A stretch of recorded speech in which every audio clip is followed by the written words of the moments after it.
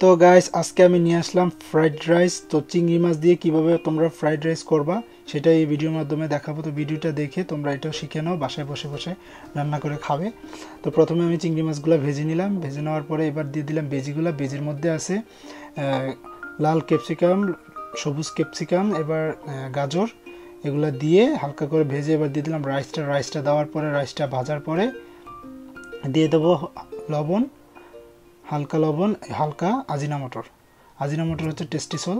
তো টেস্টি সলটা দিয়ে হালকা করে নেড়ে আমার ফ্রাইড রাইস ভাজা শেষ। এবার একটা বাটিতে তুলে নেব। বাটিতে তুলে নিয়ে এবার কড়াইতে আবার একটু তেল দিয়ে দেবো।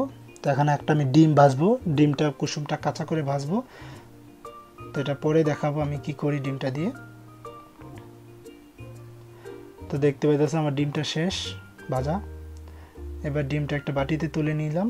বাটিতে তুলে নেওয়ার পরে এবার দিয়ে দেবো ফেটানো ডিম, একটা রুটির মতো করে ভাজবো, রুটির মতো করে ভেজে শেষ।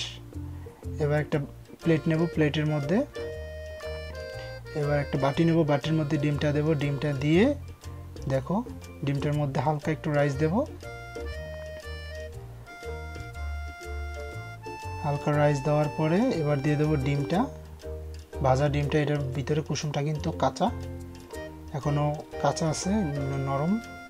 তো এবার আমি রাইসটা দিয়ে এবার ডিমটা দিয়ে ভালো করে বাটিটা একদম উল্টে পাল্টে নেব। এই দেখো, এই যে ফাইনাল লুক। তো এবার দেখো আমি কাটবো, ডিমের কুসুমটা কিভাবে ভিতর থেকে বের হয় দেখো। এই যে দেখতে পাইতেছো, দেখো খাবারটা কত একটা জুসিলা হয়েছে। তো আশা করি তোমরা বাসায় ট্রাই করবা, অনেক মজা পাবা। তো ভিডিওটা দেখে যদি ভালো লাগে তো চ্যানেলটাকে সাবস্ক্রাইব করে দিবা আর আমার সাথেই থাকবা, ঠিক আছে? ওকে, আল্লাহ হাফেজ, সবাই ভালো থাকবে।